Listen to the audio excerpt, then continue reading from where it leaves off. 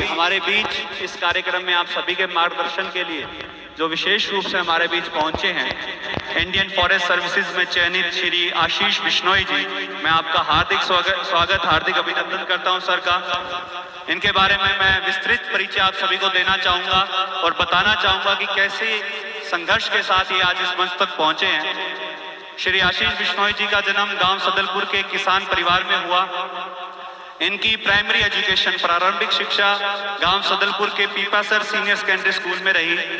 इसके बाद कक्षा 7वीं में इन्होंने मंडी आदमपुर के व्यापार मंडल विश्वास स्कूल में दाखिला लिया।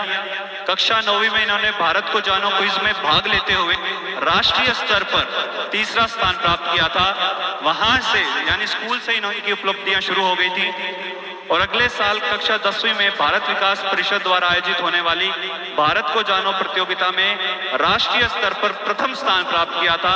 वो प्रतियोगिता जो पूरे देश में, आप सबने भी उस प्रतियोगिता के बारे में सुना होगा, आप में से बहुत विद्यार्थियों ने उसमें हिस्सा भी लिया होगा। सर जो है उस प्रतियोगिता में कक्षा 7वीं में राष्ट्रीय स्तर पर प्रथम रह चुके हैं। कक्षा 12वीं के बाद आपका दाखिला NIT कुरुक्षेत्र में सिविल इंजीनियरिंग में हो गया। NIT कुरुक्षेत्र में शिक्षा के साथ साथ आपने NIT कुरुक्षेत्र की कबड्डी टीम का भी नेतृत्व किया, यानी शिक्षा के साथ साथ खेलों में भी आपकी विशेष रुचि रही। पढ़ाई के दौरान इन्होंने कल्पतरु ट्रांसमिशन इंडिया लिमिटेड कंपनी में 6.5 लाख रुपए का पैकेज आपको वहां उस कंपनी में मिला। पढ़ाई के दौरान ही आपका चयन उस कंपनी में हो गया था। इन्होंने कंपनी को ज्वाइन ना करते हुए प्रतियोगी परीक्षाओं की तैयारी शुरू कर दी थी, यानी 6.5 लाख के पैकेज को ठुकरा करके कंपटीशन एग्जाम की तरफ इन्होंने अपने आप को उस रास्ते पे चलने के लिए, यानी वो जो जिजीविषा थी, वो जो विश्वास इनमें था, उस विश्वास ने उन्हें उस रास्ते पर चलने के लिए प्रेरित किया। इन्होंने अब तक लगभग 15 प्रतियोगी परीक्षाओं को क्वालिफाई किया है। 15 कंपटीशन एग्जाम्स सर ने क्वालिफाई किए हैं। NDA लिखित परीक्षा 5 बार आपने क्वालिफाई की है। CDS परीक्षा को आपने 2 बार क्वालिफाई किया है। SSC CGL परीक्षा को आपने भी क्वालिफाई किया है। भारतीय रेलवे में टेक्निकल पद की लिखित परीक्षा को आपने क्वालिफाई किया है। इंटेलिजेंस ब्यूरो यानी IB की परीक्षा को आपने क्वालिफाई किया है। हरियाणा सब इंस्पेक्टर की परीक्षा को आपने क्वालिफाई किया है। संघ लोकसभा द्वारा आयोजित होने वाली असिस्टेंट कमांडेंट AC की परीक्षा को, असिस्टेंट कमांडेंट की परीक्षा को भी आपने क्वालिफाई किया है। संघ लोक सेवा आयोग द्वारा होने वाली EPFO की लिखित परीक्षा को आपने क्वालिफाई किया है। और आपकी दूरगामी सोच के कारण इन्होंने उपरोक्त किसी भी पदों के लिए डॉक्यूमेंट वेरीफाई तक नहीं करवाए थे। चयन हो गया था, सर ने डॉक्यूमेंट वेरीफाई भी नहीं करवाए और चयन होने के बाद उस पद को उन्होंने छोड़ दिया।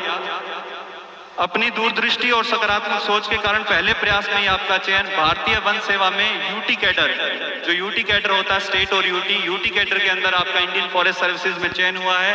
आपकी सकारात्मक सोच व लक्ष्य के प्रति दृढ़ता से की गई मेहनत को देखते हुए आप और अधिक उच्च पद पर आसीन होंगे। ये हमारी शुभकामनाएं आपको मन से है सर। और आपकी जो ये पूरी की पूरी प्रतिभा थी, इसने हमारे अंदर तो एक अलग सी ऊर्जा अभी भी भरती है। जब मैं ये पढ़ रहा था तो मुझे ऐसे फील हो रहा था कि मतलब अगला ये भी क्वालिफाई। हम एक छोटे से एग्जाम के लिए तैयारी करते और कहते क्वालिफाई नहीं हुआ, लेकिन आपने CDS, SSC CGL और आप बहुत से ऐसे कंपटीशन एग्जाम, बड़े बड़े कंपटीशन एग्जाम को क्वालिफाई भी किया और आपने उसके अंदर अपने चयन के लिए स्वीकृति भी नहीं दी। ये इसलिए नहीं दी ताकि वो सीट खराब ना हो। एक चीज और भी आप इस चीज को देखिए, इन्होंने इसलिए डॉक्यूमेंट वेरीफाई नहीं करवाया ताकि वो सीट खराब ना हो और जो बच्चा पीछे लिस्ट में रह गया उसको वो सीट मिल जाए। चयन हो गया, सर ने क्वालिफाई कर लिया, लेकिन उन्होंने फाइनल सिलेक्शन नहीं लिया था ताकि दूसरे को वो सीट मिल जाए।